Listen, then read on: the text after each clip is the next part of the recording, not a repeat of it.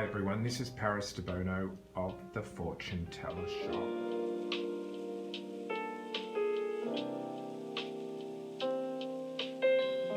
How are you all? What's going on in the tarot world? So I thought I'd do a question and answer video. So if you have any questions, feel free to ask. It has to be tarot related. Tarot, not tarot. Tarot. How's everyone doing? So we're going to do a question and answer video here. So you ask questions and I will try to answer. So it has to be tarot related. What is your favorite tarot card? Asks Samantha. I think the Lovers.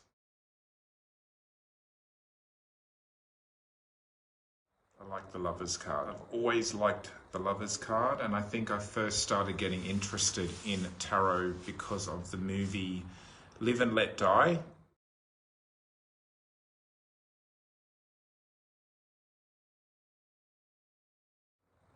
With Jane Seymour as the tarot card reader.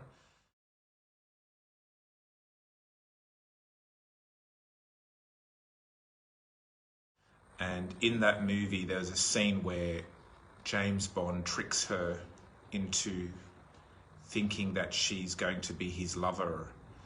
And when they turn over the card, the Lover's card, it was just such a dramatic moment. And I think from that moment on, I was fascinated with tarot.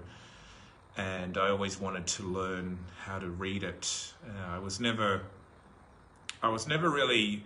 I didn't really know you could learn. I thought you had to be born into reading tarot. But obviously that's the mythology of it. But yeah, the Lover's card is a beautiful card to me. I think a second card probably would be, I think obviously the Star, and I like the High Priestess a lot too. The Magician, I think I like a lot. There's a lot that I like. I think all of the major arcana in particular are very beautiful. Even the darker cards like the Death card and the Tower, they're still very beautiful and very iconic. All of the major arcana are very iconic. So I think I like all of them. But I think my favorite would probably be the Lovers. If the tarot deck has a good Lover's card, I'm usually a fan.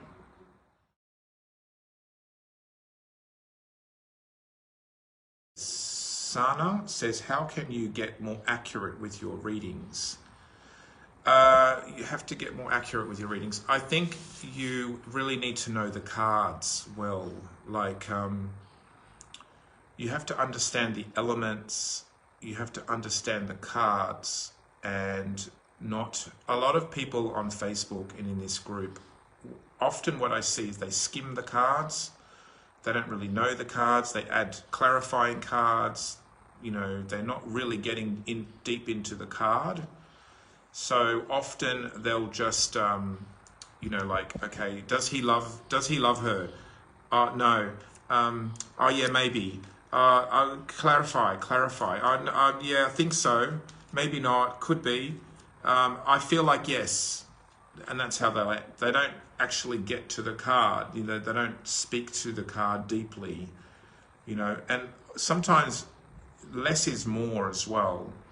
Like often when you're wanting to be accurate, usually maximum 10 cards in a reading. Anything more, you're probably going to get lost in it. Okay, so I would say keep it simple. And learn each card meaning really, really well. Reference lots of books, do some historical research, find out what the cards actually mean, especially the major arcana. A lot of people I notice in this group just say yes and no. Does he love her? Does he hate her? Yes, no. Like that's not reading. That's just throwing out a word. And often when I ask people to elaborate, they don't. Emma, you always teach me something new. Thank you. Every time I read your posts, watch you live. Thank you, Emma. Thank you so much. That helped a lot. Thanks, Sana. Please recommend your favorite book or something you would. I don't have a favorite tarot book, Sana. When I was starting to learn tarot, my tarot teacher had a big library of tarot books. Now, this was in the 90s when I started tarot, so before the internet. And I would skim through and look at her books, and sometimes she would let me borrow some of her books as well. And I made sure that I returned them perfectly so she could trust me, you know. So every time I borrow a book from her, I would return it with respect, so then she could see that I wasn't going to wreck her books. So there was lots of tarot books that I read. There were some that I really liked and some that I didn't like. And over the years, I've also collected many tarot books, and they're all in Sydney now. They're in storage. And so what I would say is you'd probably have to get a few different tarot books, and then over time, read them all, read the meanings, and then figure out what makes sense to you. Because at the end of the day, you're going to be reading the cards, but you have to have a foundation of the card meanings. And then after time, you will use your own meanings, but over the top of the historical meaning. Okay, so I read the tarot, especially the major cards, from a historical meaning, but then I sort of put my own twist on them a little bit as well. Like a good example is the Strength card. I said this one time before. Now in the Rider-Waite cards, the Strength card is a woman holding a lion, subduing a lion, and the woman in the Strength card is often wearing a white dress.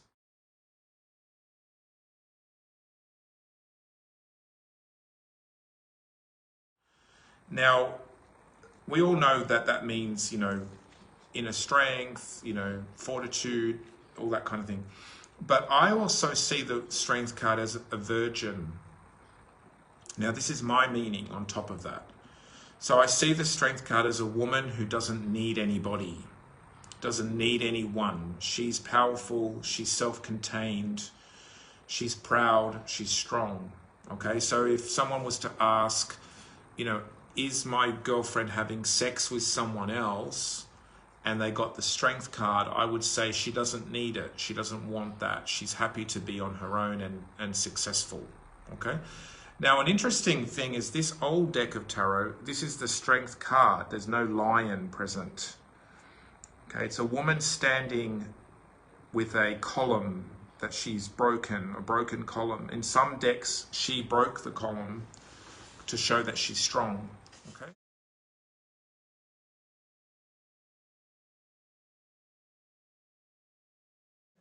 And she's not wearing white, so I can't, you know, the virgin symbolism doesn't quite fit with this one, but it's a woman who's standing on her own and doesn't need anybody. So that's one of the cards in particular where I've studied the traditional meaning, but then over the time I've turned that into my celibate card, okay, or the independent card. She doesn't need a man, doesn't want a man.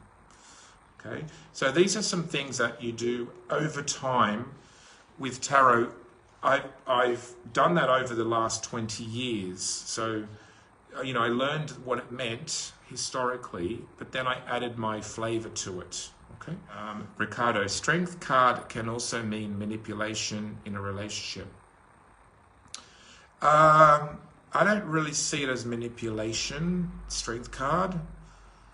Not for me, it wouldn't mean manipulation. I would think it more as it's a strong personality maybe, or a strong relationship, but I wouldn't say that it's manipulation personally myself. Ricardo says, in the Rider-Waite, she dominates the lion the way she wants, its way.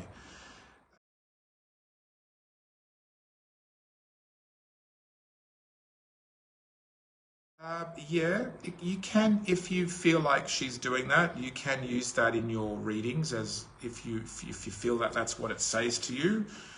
I see it more as she's subduing the lion in the Rider-Waite. I don't see her as, she's almost calmly holding the lion in that deck.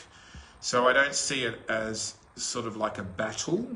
But I have seen other decks, especially the older ones, sometimes it's a man fighting with a lion, and sometimes it's a lion, and woman, or lion and man doing something, and it looks more like a fight. In that case, I would say it's more aggressive. But in the Rider-Waite, the woman actually looks very calm. So I wouldn't say she's manipulating. She's more calming the lion to me. So that's how I would read that one.